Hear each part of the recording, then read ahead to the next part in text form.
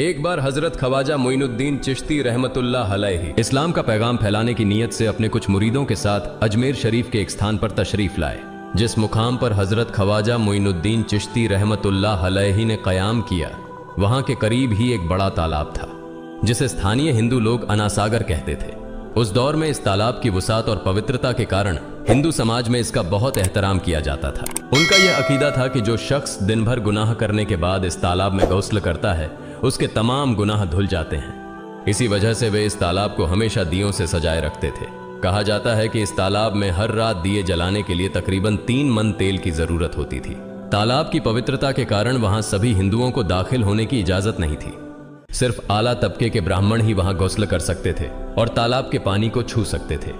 उनका यह मानना था कि अगर ब्राह्मणों के अलावा कोई और तालाब के पानी को छू ले तो पानी नापाक हो जाएगा। हजरत ख्वाजा मोइनुद्दीन चिश्ती रहमतुल्लाह अलैहि और उनके मुरीद लंबे सफर से थके हुए थे। कुछ देर आराम फरमाने के बाद जब नमाज का वक्त हुआ तो ख्वाजा मोइनुद्दीन चिश्ती रहमतुल्लाह अलैहि ने हजरत बख्तियार काकी रहमतुल्लाह अलैहि को अजान देने का हुक्म दिया। हुक्म पाकर हजरत बख्तियार काकी रहमतुल्लाह अलैहि ने अजान देना शुरू किया। उस वक्त हिंदुस्तान में तौहीद का पैगाम और अजान के अल्फाज किसी ने नहीं सुने थे। जब लोगों ने पहली बार अजान के अल्फाज सुने तो उनके दरमियान हलचल मच गई। लोग अपने घरों से बाहर आकर एक दूसरे से कहने लगे, ये फकीर लोग कहां से आ गए और ये क्या पढ़ रहे हैं। अजान खत्म होने के बाद हजरत ख्वाजा मोइनुद्दीन चिश्ती रहमतुल्लाह अलैहि और उनके साथियों ने अनासागर तालाब पर जाकर वुजू करना शुरू किया। जब हिंदू पुजारियों ने देखा कि एक अजनबी दरवेश उनके मखसूस तालाब का इस्तेमाल कर रहा है तो उनके दिल में गुस्से की आग भड़क उठी। एक पुजारी बोला, यह दरवेश कहां से आ गया? बिना हमारी इजाजत के इसने हमारे पाक तालाब को हाथ लगा दिया। हम इस तालाब को कितना मुकद्दस मानते हैं और इन मुसाफिरों ने इसे नापाक कर दिया है। इसका कोई हल निकालना ही होगा। इसके बाद हजरत ख्वाजा मोइनुद्दीन चिश्ती रहमतुल्लाह अलैहि ने तमाम साथियों के साथ मिलकर जमात के साथ नमाज अदा की। लोग ये मंजर देखने लगे और कहने लगे, ये तो कोई अजीब फकीर है। हमारे मंदिरों में सब देवी देवता मौजूद हैं और ये उनकी इबादत न करके किसी नए खुदा की इबादत कर रहा है। अगर मंदिर के बाहर भी कोई खुदा है तो उसे भी मंदिर में रखा जाना चाहिए ताकि लोग उसकी भी पूजा कर सकें। शाम ढलने लगी। शाम होते ही राजा पृथ्वीराज के ऊंटों के चरवाहे अपने ऊंट लेकर उस जगह पहुंचे। इत्तेफाक से हजरत ख्वाजा मोइनुद्दीन चिश्ती रहमतुल्लाह अलैहि उसी जगह पर तशरीफ फरमा थे जहां आमतौर पर राजा के ऊंट आराम किया करते थे। चरवाहों ने देखा कि एक दरवेश का काफिला उनके मुकाम पर आकर बैठा है। उन्होंने हजरत ख्वाजा मोइनुद्दीन चिश्ती रहमतुल्लाह अलैहि और उनके साथियों से कहा, अरे फकीर बाबा, आप कहां से तशरीफ लाए हैं और यहां आकर बैठ गए? क्या आपको मालूम नहीं कि यहां रोजाना राजा पृथ्वीराज के ऊंट आराम फरमाते हैं? राजा के ऊंट यहां आराम करते हैं। ये जानते हुए भी आपने यहां बैठने की जुर्रत कैसे की? हजरत ख्वाजा मोइनुद्दीन चिश्ती रहमतुल्लाह अलैहि ने उन चरवाहों को नरमी से जवाब दिया, बाबा, हम मुसाफिर हैं और अनजान हैं। हमें मालूम नहीं था कि इस मुकाम पर राजा के ऊंट आराम करते हैं। चूंकि हम पहले ही यहां रात गुजारने का इरादा कर चुके हैं, तुम अपने ऊंटों को आज किसी और जगह आराम देने ले जाओ। आसपास बहुत सी जगहें हैं। हजरत ख्वाजा मोइनुद्दीन चिश्ती रहमतुल्लाह अलैहि का जवाब सुनकर पृथ्वीराज के चरवाहे बोले, फकीर की हिम्मत तो देखो, कहता है कि राजा के ऊंटों को कहीं और ले जाएं और खुद यहां बैठे रहेंगे। फकीर बाबा, यह तो हरगिज मुमकिन नहीं है। राजा के ऊंट अपने ही मुकाम पर बैठेंगे। यह कहकर चरवाहों ने हजरत ख्वाजा मोइनुद्दीन चिश्ती रहमतुल्लाह अलैहि और उनके साथियों को वहां से उठाने के लिए दुर्व्यवहार करना शुरू कर दिया। हजरत ख्वाजा मोइनुद्दीन चिश्ती रहमतुल्लाह अलैहि बहुत ही सरल स्वभाव के थे। जब उन्होंने देखा कि चरवाहे दुर्व्यवहार कर रहे हैं तो उन्होंने बख्तियार काकी रहमतुल्लाह अलैहि से कहा, बख्तियार, हम यहां बैठकर क्या करेंगे? जब राजा के ऊंटों को यहीं बैठाना है तो रहने दो, ऊंट यहीं बैठे, हम यहां से जा रहे हैं। यह कहकर हजरत ख्वाजा मोइनुद्दीन चिश्ती रहमतुल्लाह अलैहि अपने साथियों के साथ वहां से चले गए।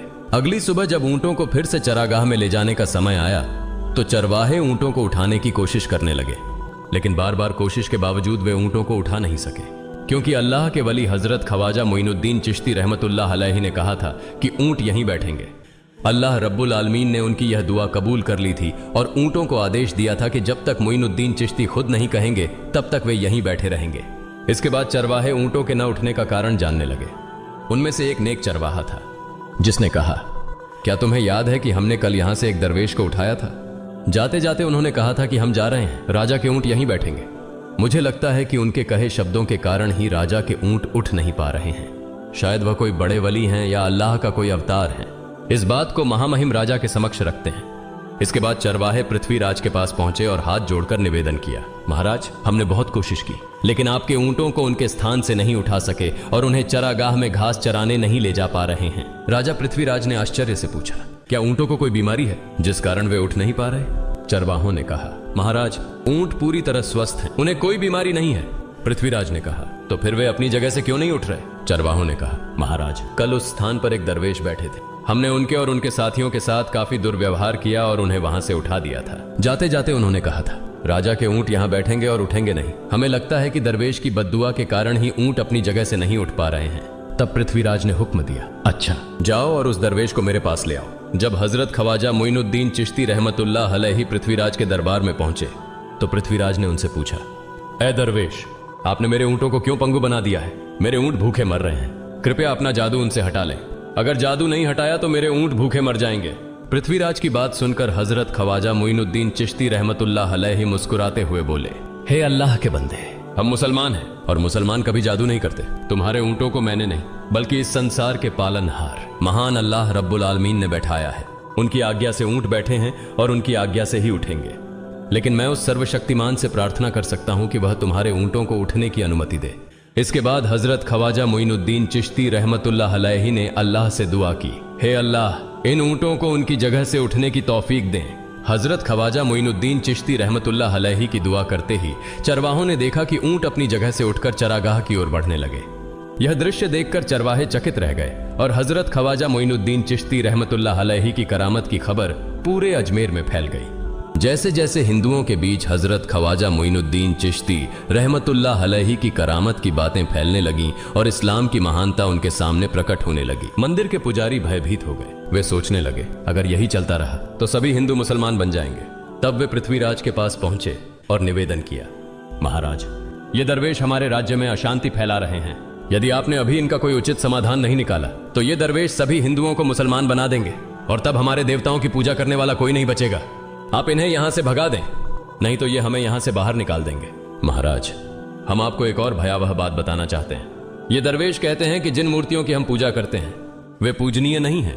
उनका कहना है कि ये केवल निर्जीव पत्थर है जिनमें कोई शक्ति नहीं है। ये साधारण लोगों को इस तरह की बातें बताकर भ्रमित करना चाहते हैं। सबसे आपत्तिजनक बात यह है कि ये दरवेश हर दिन 5 बार हमारे पवित्र तालाब में हाथ लगाकर उसे अपवित्र कर रहे हैं।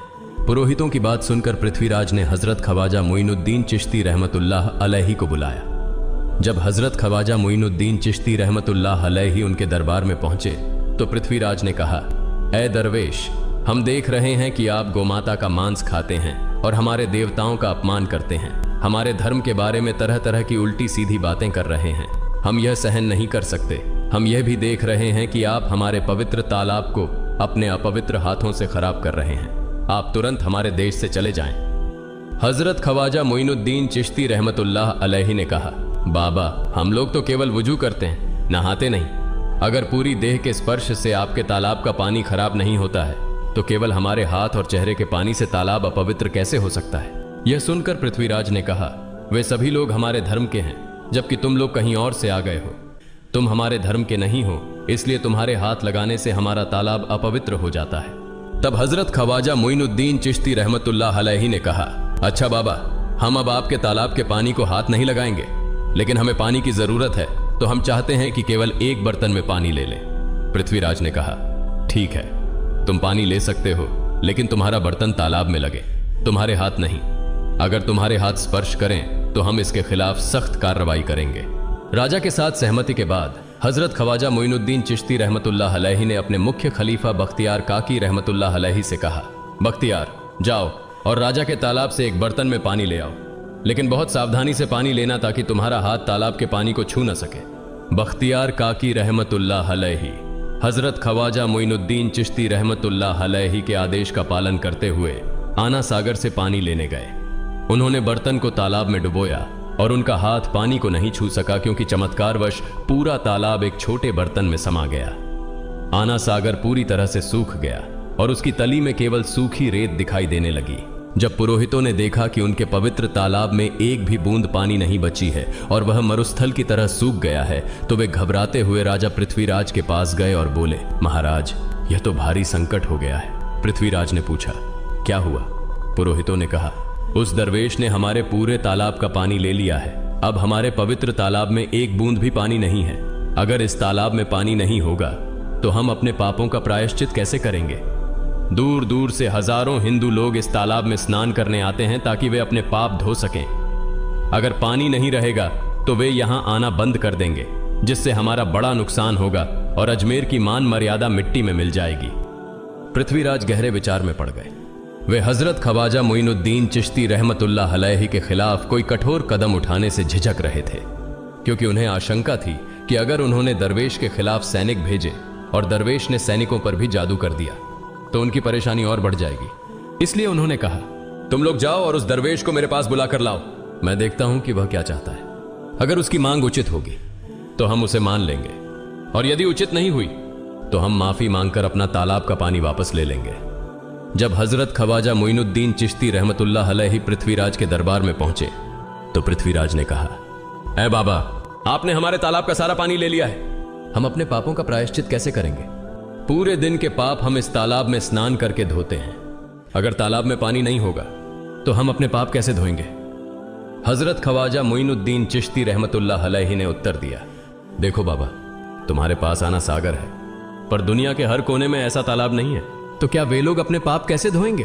पापों को धोने की ताकत इस तालाब के पानी में नहीं है। पापों को माफ करने वाला केवल अल्लाह है, जिसने आकाश, धरती और पूरी सृष्टि बनाई है। उसकी इजाजत के बिना एक पत्ता भी नहीं हिलता।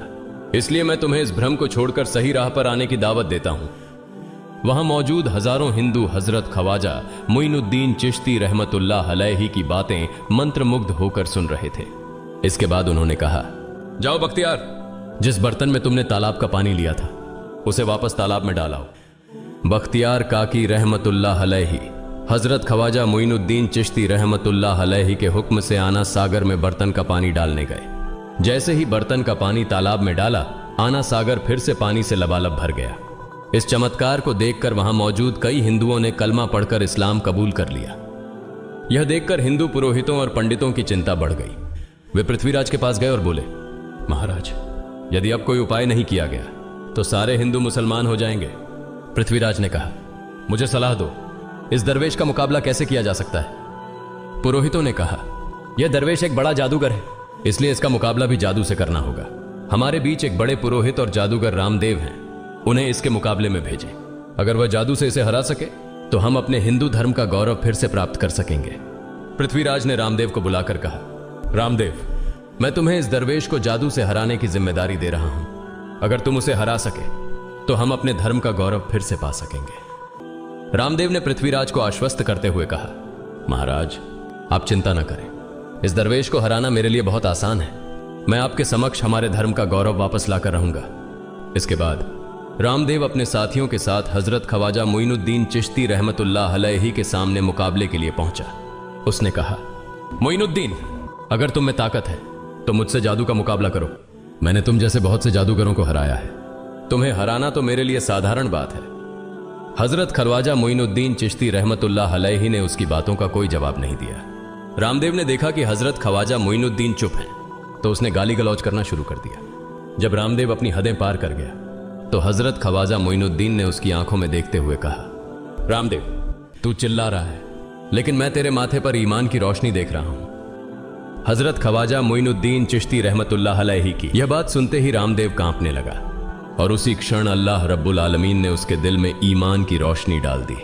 रामदेव हजरत ख्वाजा मोइनुद्दीन चिश्ती के चरणों में गिर पड़ा और बोला, हे अल्लाह के वली, मैंने आपके साथ बहुत बेअदबी की है, मुझे माफ करें और मुझे कलमा पढ़ाकर इस्लाम की राह दिखाएं। हजरत ख्वाजा मोइनुद्दीन चिश्ती रहमतुल्लाह अलैहि ने रामदेव को कलमा पढ़ाया और उनका नाम रखा मोहम्मद सादिक। इतिहास बताता है कि बाद में रामदेव मोहम्मद सादिक के रूप में एक बड़े अल्लाह के वली बन गए।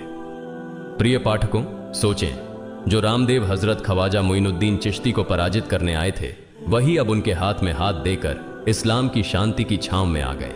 यह अल्लाह रब्बुल आलमीन का चमत्कार और शक्ति है, जो जिसे चाहे हिदायत दे सकता है। आमीन।